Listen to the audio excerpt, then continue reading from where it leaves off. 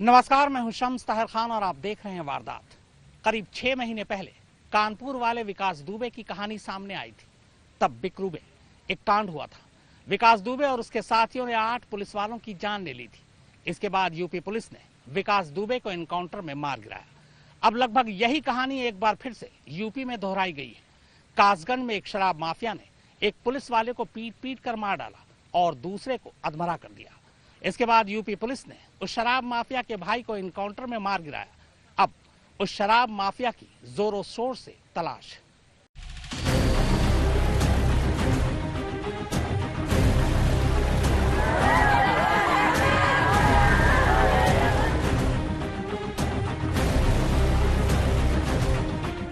ये तस्वीरें हैं उत्तर प्रदेश के दूसरे बिकरू कांड की। शराब माफिया के हमले में एक पुलिस कांस्टेबल की जान जा चुकी है। लहूलुहान दारोगा अपने पैरों पर चलने फिरने से लाचार हो चुके हैं। सीने पर सजी खाकी टुकड़े टुकड़े होकर बिखर चुकी है। और इन सब के बीच इस वारदात का मास्टरमाइंड और इलाके में नाजायज शराब का सबसे बड़ा धंधेबाज मोती धीमर पुलिस की रडार से गायब हो चुका है। तस्वीरें कानपुर के बिकरू से करीब 250 किलोमीटर दूर कासगंज के नगला धीमर गांव की है, जहां मंगलवार देर शाम कुछ ऐसा हो गया जैसा पुलिस वालों ने भी नहीं सोचा था। कई मामलों में फरार चल रहे शराब माफिया मोती धीमर के ठिकाने पर मंगलवार शाम दरोगा अशोक पाल और सिपाही देवेंद्र कुमार सिंह कुर्की के लिए नोटिस चिपकाने पहुंचे थे। लेकिन शराब माफिया के हौसले कुछ इतने बुलंद थे कि धीमर और उसके लोगों ने दरोगा और सिपाही को दौड़ा दौड़ा कर लाठी डंडों से पीटना शुरू कर दिया। हालत यूं हुई कि देर तक जब दोनों थाने पर वापस नहीं लौटे और उनसे कोई संपर्क भी नहीं हो पाया, तो सिरपुरा थाने के प्रभारी अपने साथियों की तलाश में दलबल के साथ गांव नगला धीमर की ओर रवाना हुए। लेकिन यहाँ जो तस्वीर नजर आई वो बेहद भयानक थी। कई घंटों की तलाशी के बाद दरोगा और सिपाही जंगल में लहूलुहान हाल में अलग अलग जगहों पर पड़े मिले। पता चला कि अपने अड्डे पर पुलिस वालों को देखते ही मोती धीमर और उसके साथी भड़क गए और उन्होंने न सिर्फ दोनों पुलिस वालों को बुरी तरह पीटा, बल्कि उन्हें घंटों बंधक बनाए रखा। फिर अपने ठिकाने से करीब 1 किलोमीटर दूर मारते पीटते हुए लेकर गए, जहां पुलिस वालों के साथ न सिर्फ बर्बरता की गई, बल्कि बाद में उन्हें मरा हुआ समझकर गुनहगार मौके से भाग निकले। अपने साथियों को इस हालत में बरामद करने के बाद पुलिस ने फौरन दोनों को इलाज के लिए अस्पताल भिजवाया। लेकिन सिपाही देवेंद्र सिंह पहले ही दम तोड़ चुका था और खुद दारोगा की हालत भी बेहद नाजुक थी। धीमर और उसके गैंग के लोगों ने पुलिस वालों से उलझने में बर्बरता की सारी हदें लांघ दी। क्या आप यकीन करेंगे कि गुनहगारों ने कांस्टेबल देवेंद्र को सरिया या भाले जैसी किसी नुकीली चीज से घोंप कर मार डाला। पुलिस ने जब कांस्टेबल देवेंद्र की लाश का पोस्टमार्टम करवाया तो फॉरेंसिक मेडिसिन के एक्सपर्ट डॉक्टर भी उसकी हालत देखकर सकते में आ गए। दिखाते हैं जिस जगह पर एनकाउंटर हुआ वहां पर पुलिस, आपको देखिए पुलिस की मुस्तैदी आपको यहाँ पे नजर आएगी। पूरे गांव के आसपास इसी तरीके से पुलिस की टीम मौजूद है। वो सामने देखिए सुबह 5:30 बजे इसी जगह पर पुलिस का ये कहना है कि उन्हें जो मोती है उसका भाई एलकार नजर आया था कुछ अपने और दूसरे साथियों के साथ। क्योंकि 5:30 बजे का जो वक्त होता है, इस वक्त अंधेरा था और उस दौरान जब एनकाउंटर हुआ तो उसके एलकार तो गोली लग गई उसे, लेकिन बाकी उसके साथी भाग गए थे। अब हम दूसरी तरफ आपको दूर दिखाते हैं। दूर ये जो आपको नदी दिख रही है यही वो काली नदी है जिसके थोड़ी दूर आगे जाने पर देवेंद्र और अशोक जो सब इंस्पेक्टर हैं वो घायल अवस्था में मिले। अपने साथियों की इस हालत के बाद पुलिस ने एक बार फिर पूरे लवाजमे के साथ मोती धीमर और उसके साथियों की तलाश में छापेमारी शुरू कर दी। बुधवार सुबह होते होते धीमर और उसके गैंग के लोगों से पुलिस का आमना सामना भी हुआ और दोनों ओर से जबरदस्त क्रॉस फायरिंग हुई। लेकिन इस बार बाजी पुलिस के हाथ लगी और इस एनकाउंटर में शराब माफिया मोती धीमर के भाई एलकार सिंह को ढेर कर दिया गया। पुलिस की माने तो मोती धीमर के साथ साथ एलकार सिंह भी पुलिस का पुराना वांटेड रहा है और दोनों के नाम पर अलग अलग थानों में हिस्ट्री शीट भी खुली हुई है। अब यहाँ पर वो पूरी फैक्ट्री यहीं पर चल रही थी यहाँ पर हम आपको दिखाते हैं, देखिए ये तमाम जो चीजें आप देख रही हैं, यही वो जगह थी जहां पर कच्ची अवैध शराब बनाने का काम मोती और उसके तमाम साथी करते थे। ये देखिए, ये जो तमाम चीजें आप देख रही हैं, ये वो भट्टियां हैं, ये वो शराब बना जो कच्ची शराब बनाई जाती थी, उसके ये तमाम सामान यहाँ पर मौजूद है, तमाम सबूत यहाँ पर मौजूद है। और जानकारी है कि यहीं पर पहुंचे थे देवेंद्र के साथ अशोक भाई साहब, और वो उनके साथ जो यहाँ पर अवैध शराब बना रहे थे उनके साथ है, और उनसे हमारे जो सिपाही है उसके साथ मारपीट की गई। बड़ी ही मतलब लाठी डंडे बल्लम से मारपीट की गई। वो सिपाही की तो रास्ते में डेथ हो गई थी। फिलहाल इस वारदात के बाद सीएम योगी आदित्यनाथ ने गुनहगारों पर राष्ट्रीय सुरक्षा कानून यानी एनएसए के तहत कड़ी कार्रवाई करने के निर्देश दिए हैं। लेकिन इस वारदात ने पुलिस के काम करने के तौर तरीकों पर फिर से सवाल खड़े कर दिए हैं। सवाल ये कि क्या पुलिस ने विकास दुबे वाले बिकरू कांड से भी कोई सबक नहीं सीखा? इतने शातिर अपराधियों के अड्डे पर सिर्फ 2 पुलिस वाले क्यों भेजे गए, जबकि पुलिस के खातों में मोती धीमर और उसके भाई हिस्ट्री शीटर हैं। दोनों गांव में ही काली नदी के किनारे अवैध शराब की भट्टी चलाते हैं। क्या पुलिस को धीमर गैंग की तरफ से पलटवार का कोई अंदेशा नहीं था? आखिर पुलिस के सूत्र इस तरह की किसी अनहोनी को भांपने में क्यों नाकाम रहे? हालांकि अब इस लचर कार्यशैली के बाद जिले के एसपी मनोज सोनकर एक थकी हुई दलील लेकर सामने आए हैं। ऐसा नहीं है, पुलिस का बैकअप हमेशा रहता है, पुलिस का बैकअप रहता है। पुलिस टीम पूरी विश्वास के साथ दबिश देने आई थी, लेकिन चूंकि बदमाशों की संख्या थोड़ा ज्यादा थी तो इसलिए उनको ओवर पावर नहीं कर पाई। अन्यथा जो है तो भविष्य में इस तरह की हिदायत हमने इंस्ट्रक्शन दे रखा है कि पर्याप्त पुलिस बल के साथ ही दबिश जाए, खासकर कि इस तरह के प्रभावित घटना। कासगंज के जिस ठिकाने पर यह अवैध शराब बनती है वो काली नदी का किनारा है। नदी के एक तरफ एटा तो दूसरी तरफ मैनपुरी जिला पड़ता है।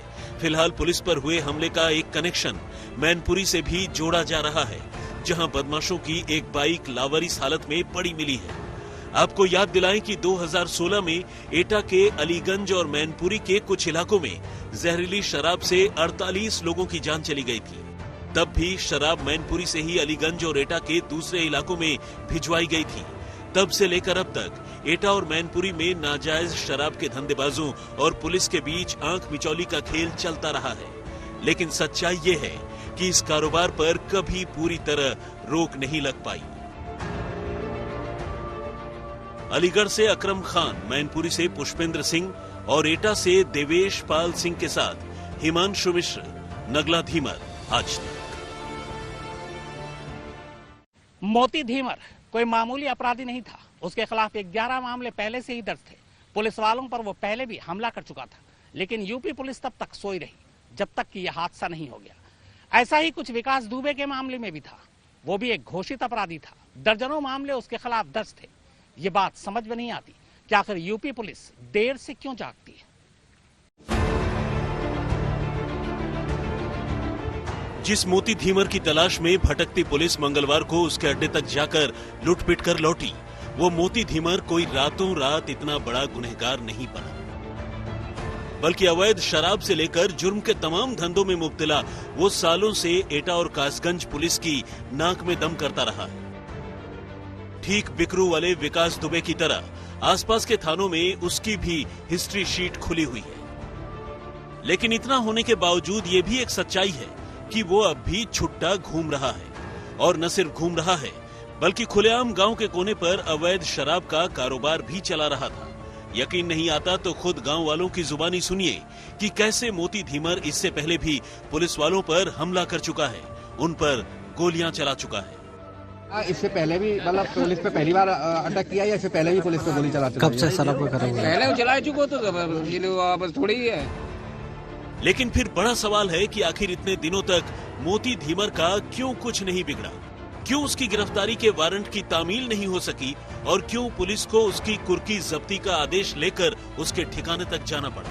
चलिए, अगर जाना भी पड़ा तो भी सिर्फ 2 पुलिस वाले बगैर किसी पुख्ता तैयारी के इतने शातिर अपराधी के ठिकाने पर कैसे चले गए, ये सवाल जस का तस है।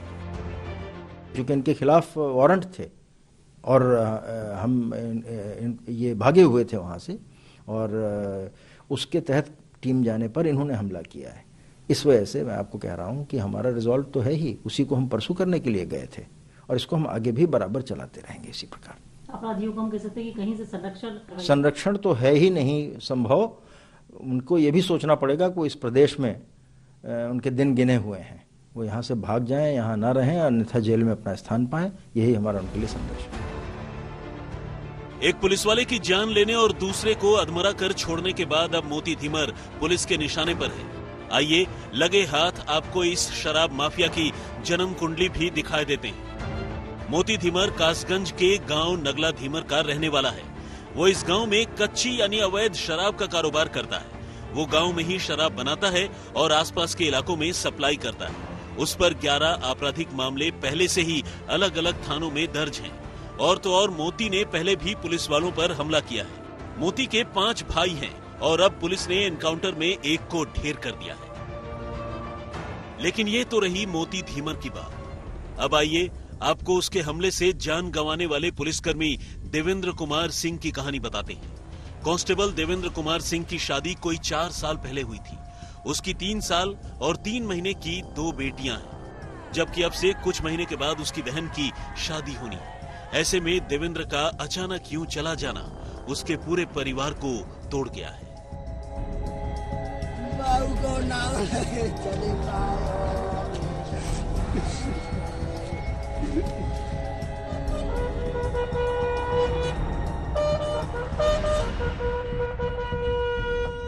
बुधवार को कांस्टेबल देवेंद्र को पूरे सम्मान के साथ आखिरी विदाई दी गई, लेकिन इस मौके पर उनके घर वालों की हालत देखकर हर किसी का गला रुंध गया। मेरे बेटा, ओ मेरा बच्चे। देवेंद्र के पिता तो कासगंज के डीएम से लिपट कर ही रो पड़े। फिलहाल यूपी के सीएम योगी आदित्यनाथ ने जहां देवेंद्र के घर वालों को 50 लाख रुपए की राशि देने का ऐलान किया, वहीं परिवार के एक मेंबर को नौकरी देने की बात कही। ये मरहम देवेंद्र के परिवार का गम तो दूर नहीं कर सकते, लेकिन कम से कम घर वालों को थोड़ा सहारा तो जरूर मिल जाएगा। लेकिन फिलहाल सवाल वही है कि आखिर फरार मोती धीमर का इंसाफ कब होगा, जो पुलिस वालों पर हमले का गुनहगार और इस वक्त यूपी पुलिस का सबसे बड़ा वांटेड है। अलीगढ़ से अकरम खान, मैनपुरी से पुष्पेंद्र सिंह और एटा से देवेश पाल सिंह के साथ हिमांशु मिश्र, नगला धीमर, आज तक। रात के अंधेरे में कासगंज के गांव के जिस खेत में अवैध रूप से शराब बनाई जाती थी, सुबह उसी खेत में मोती धीमर के भाई को इनकाउंटर में मार गिराया गया। मौके का पूरा जायजा लिया हमारे सहयोगी हिमांशु मिश्रा ने। इस वक्त हम मौजूद हैं यूपी के कासगंज इलाके में। कासगंज इलाके में शराब तस्करों ने जो अवैध और कच्ची शराब बनाते हैं, भट्टियां लगा करके नदी के किनारे, यहां पर एक काली नदी है जिसके बगल में भट्टियां लगा करके वो कच्ची शराब बनाते हैं और उसे आसपास के इलाकों में बेचते हैं। यूपी पुलिस को, कासगंज पुलिस की सिरपुर थाना पुलिस को इसकी जानकारी मिली थी, जिसके बाद दरोगा अशोक अपने सिपाही देवेंद्र के साथ उनकी तलाश में पहुंचे। आप इन्हीं इलाकों में आप देख लीजिए, आपको दूर दूर तक कहीं कोई नजर नहीं आएगा। दरअसल शराब की ये भट्टियां उस जगह पर लगाते हैं जहां कोई गाड़ी तक ना पहुंच सके। और उसके बाद जब पुलिस के दोनों जवान वहां पर पहुंचे तो तुरंत ही जो बदमाश था वहां पर, जो पूरी भट्टी चला रहा था मोती, उसने तुरंत दोनों पुलिस वालों को बंधक बना लिया और इसके बाद बुरी तरीके से अपने साथियों के साथ मिलकर मारपीट की। बल्लम का इस्तेमाल किया गया मारने में, लाठी डंडों से उनको मारा गया, बहुत बुरी तरीके से बर्बरता की गई और उसके बाद देवेंद्र और अशोक को अलग अलग जगहों पर जंगल में फेंक दिया गया। जब पुलिस को इसकी जानकारी मिली, यूपी पुलिस को पूरा अमला आया और इसी तरीके के खेत चारों तरफ हैं, लगातार तलाश करनी शुरू की तो पुलिस को सबसे पहले दरोगा अशोक मिले। काफी गंभीर हालात में थे, उनके कपड़े, उनकी वर्दी फटी हुई थी, उनकी जो सर्विस रिवॉल्वर है वो भी गायब थी। इसके बाद पुलिस ने जब देवेंद्र को तलाश करना शुरू किया तो करीब आधे किलोमीटर दूर देवेंद्र उनको मिलते हैं। देवेंद्र की हालत बहुत खराब थी और हॉस्पिटल ले जाते देवेंद्र की मौत हो गई। लेकिन अशोक ने पुलिस को इतना जरूर बता दिया, जो पुलिस टीम पहुंची थी, दरोगा अशोक ने बताया कि जब वो पहुंचे तो वहां पर मोती, जो कि धीरज जो गांव है नंगल धीरज, वहां का रहने वाला है और वो इस अवैध शराब की भट्टी को चला रहा था। जिसके बाद पुलिस ने कॉम्बिंग करना शुरू किया और अगले दिन सुबह यानी बुधवार सुबह तड़के तकरीबन 5:30 बजे के आसपास ठीक इस जगह पर मोती के भाई एलकार को पुलिस ने यहां पर चारों तरफ से घेर लिया। उसके साथी एलकार के उसके साथ मौजूद थे, लेकिन एलकार भाग नहीं पाया और पुलिस की गोलियों का शिकार हो गया और उसकी मौत हो गई। लेकिन उसके बाकी साथी भाग गए क्योंकि अंधेरा था। पुलिस का कहना है कि अंधेरे का फायदा उठाकर वो भाग गए।